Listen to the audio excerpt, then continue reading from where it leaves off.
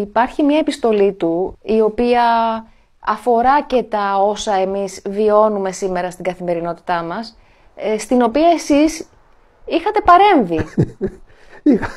Είχα παρέμβει πράγματι. Μια φορά λοιπόν που πήγα εκεί στο Όρος, μου λέει Κώστα, θέλω να σου δείξω κάτι. Λέω ευχαρίστως γέροντα. Λέει έχω γράψει ένα μικρό φυλάδιο για το 666 και τα σημεία των καιρών και το 666.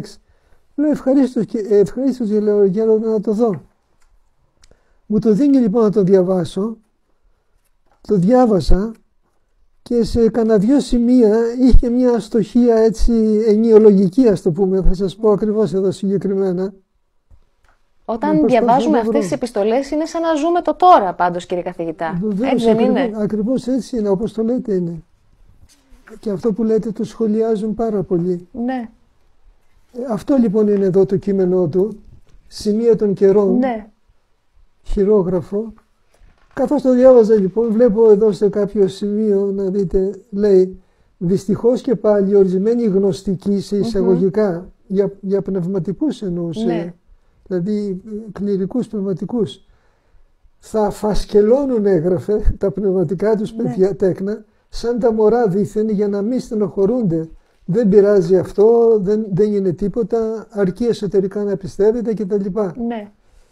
Εσείς είχατε παρέμβει σε αυτό. Ακριβώς αυτό που σας λέω εδώ πέρα. Λέω γέροντα φασκελώνουν. Δεν είναι φασκελώνουν, σημαίνει μουτζώνουν, λέω. Μου λέει τι είναι το σωστό, φασκιώνουν, λέω. Με τις φασκές όπως.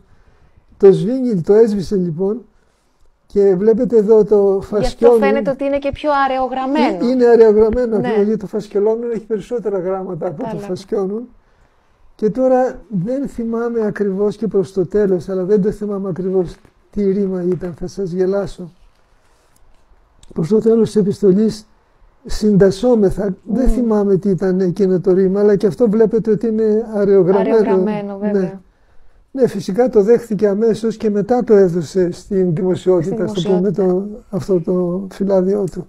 Τι έχετε να πείτε εσείς σε όσους αμφισβητούν αυτές τις επιστολές? Κοιτάξτε, αμφισβήτησαν καταρχάς ότι η επιστολή, αυτό το φυλάδιο, ότι είναι τέλος πάντων πόνημα του Αγίου. Αυτό δηλαδή καταρρίπτεται τελείως και από μένα απολύτως, διότι είχα την προσωπική μαρτυρία, όπως σας λέω αυτήν.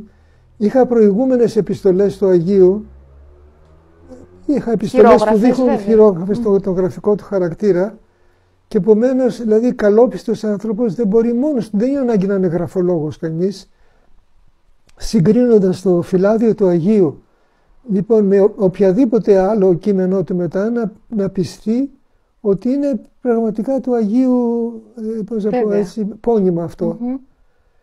Άλλοι κάποιοι επίσης είπαν ότι εκ των υστέρων ο Άγιος κατά κάποιο τρόπο ανήρεσε αυτά που είχε γράψει, που είναι ψεύδος μέγιστο. Και αυτό και εγώ το μπορώ να το βεβαιώσω, διότι σας είπα ήμουν πολύ κοντά στον Άγιο, αλλά και οι πατέρες εκεί, δηλαδή και η Ιερά Μονή Κουτλουμουσίου και το κελί του Αγίου Γρηγορίου, του πατρός Γρηγορίου που σας είπα πριν, το κελί είναι του Αγίου Ιωάννου του Θεολόγου, που είναι ακριβώς κάτω από το κελί του Αγίου, την Παναγούδα, και το κελί του πατρός Παϊσίου Ιερομονάχου που είναι τώρα κάπου στην Αριδαία, έχει ένα μοναστήρι εκεί πέρα. Λοιπόν, και εκείνος υπέγραφε το κελί του πατρός Ισαάκ, ήταν ένας Λιβανέζος εξαιρετικός μοναχός, ζούσε στο κελί στις Αναστάσεως του Κυρίου. Λοιπόν, όλοι βεβαιώνουν ότι αυτό είναι ψευδές, ότι δηλαδή ο Άγιος άλλαξε τοποθέτηση, πώς να σας πω, καταλάβατε. Τι άλλο να πω από εκεί πέρα. Γιατί υπάρχουν και κάποιοι αρχιερείς οι οποίοι πιστεύουν και έχουν ομολογήσει δημοσίως ότι ο Άγιος δεν είχε πει ποτέ τέτοια πράγματα. Όχι.